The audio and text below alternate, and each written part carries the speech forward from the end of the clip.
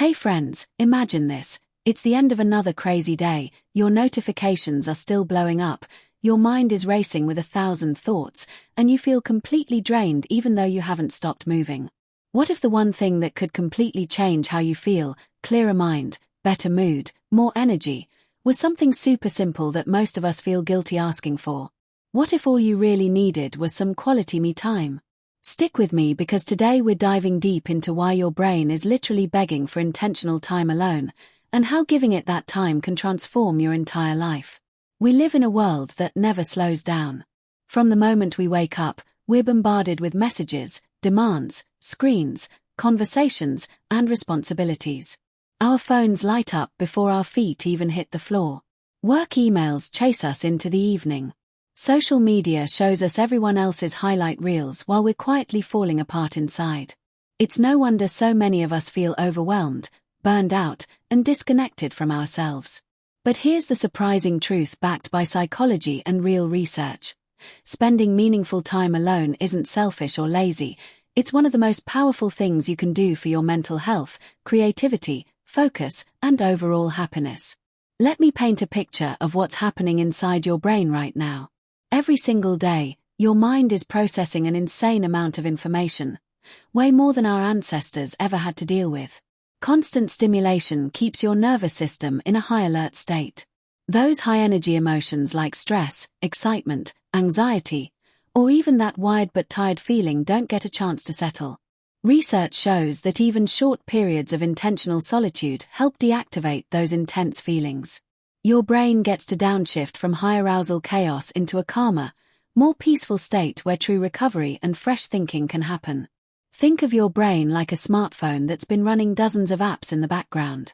Eventually the battery drains, it gets hot, and everything slows down. Me time is like closing those apps, plugging in to recharge, and giving the system a chance to update itself. Studies from self-determination theory tell us that when solitude feels chosen and personal, true me time, it satisfies deep psychological needs like autonomy, the feeling that you're in control of your own life. This leads to better emotional balance, stronger resilience, and even improved relationships because you show up as a fuller, less resentful version of yourself. Now let's talk about what constant connection without breaks is really doing to us. Modern life has us glued to screens, jumping between tasks, and rarely giving our minds space to wander. This overload contributes to higher stress levels, difficulty focusing, emotional exhaustion, and that foggy, uncreative feeling many of us know too well. One powerful study showed that parents who carved out positive solitude time had lower negative emotions and better stress hormone recovery. Their bodies literally calmed down faster on days they got that personal space. I remember hearing about Sarah, a busy mom who felt like she was running on empty. She was snapping at her kids, struggling to focus at work, and just felt disconnected from who she used to be. She started waking up just 20 minutes earlier to sit quietly with her coffee, sometimes journaling, sometimes staring out the window doing nothing at all. Those small pockets of me time didn't magically fix everything overnight, but within a couple of weeks she noticed she had more patience, clearer thoughts, and actual joy again. Her family even commented that she seemed lighter. That's the power we're talking about. On the flip side, think about Alex, a driven professional who said yes to everything until he hit a wall. Meetings, social events, endless scrolling. He was exhausted but felt guilty taking time for himself. When he finally blocked out one evening a week with no plans, no phone, just him and his thoughts or a good book, everything shifted. His work became sharper, his relationships deeper, and he stopped feeling that constant underlying resentment. These stories aren't rare. They show the real difference between pushing through burnout and intentionally recharging. A lot of people get this wrong though. There are some big myths about me time that keep us from claiming it. The biggest one: that it's selfish. Nothing could be further from the truth. Taking care of your own mental battery actually lets you show up better for the people you love. It's like putting your oxygen mask on first on an airplane. Another myth is that me time has to look fancy, expensive spas or long vacations. Nope. Some of the most powerful me time is completely free, a quiet walk, deep breathing, or sitting with your thoughts. People also think any alone time counts, like mindlessly scrolling. But passive screen time often doesn't restore you the same way intentional, mindful solitude does. And then there's the loneliness myth. A lot of folks confuse being alone with being lonely. Healthy me time is chosen solitude. It feels refreshing and connecting to yourself.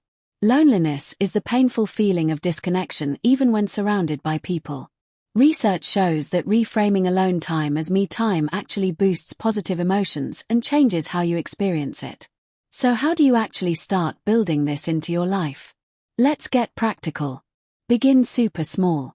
Try the 15-minute reset. Set a timer, put your phone in another room, and just sit quietly. Notice your breathing. Let your mind wander without judging it. You can also try a mindful morning routine. Wake up a bit earlier, stretch gently, journal 3 things you're grateful for and 1 thing you need that day. Many people find that starting the day with me time sets a completely different tone. Another great habit is the weekly deep dive. Block out 1 or 2 hours where you do something nourishing just for you. Reading, walking in nature, pursuing a hobby, or simply thinking. Digital detox moments are gold too. Even putting your phone on airplane mode for an hour while you cook or draw can feel revolutionary.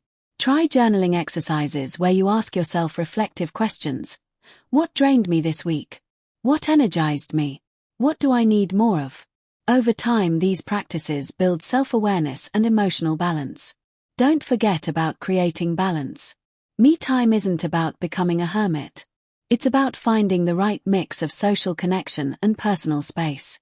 Some days you'll crave people, other days you'll need quiet.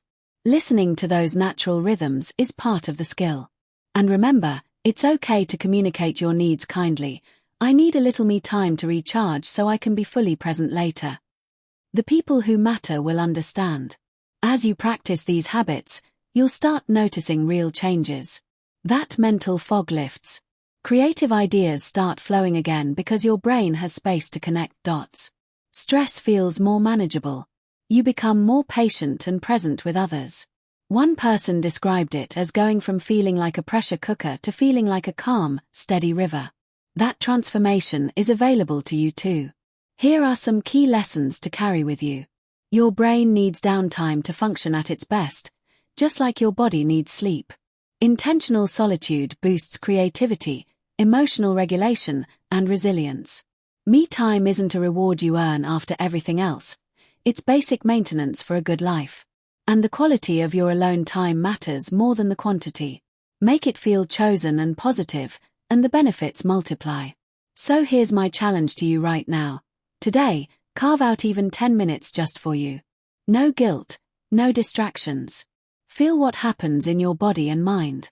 Then build on that tomorrow and the next day. You deserve this time. Your future self, the calmer, more creative, happier version, is already waiting for you in those quiet moments. If this resonated with you, hit that like button, share it with someone who needs to hear it, and subscribe for more psychology-backed ways to live a better life. Drop a comment below.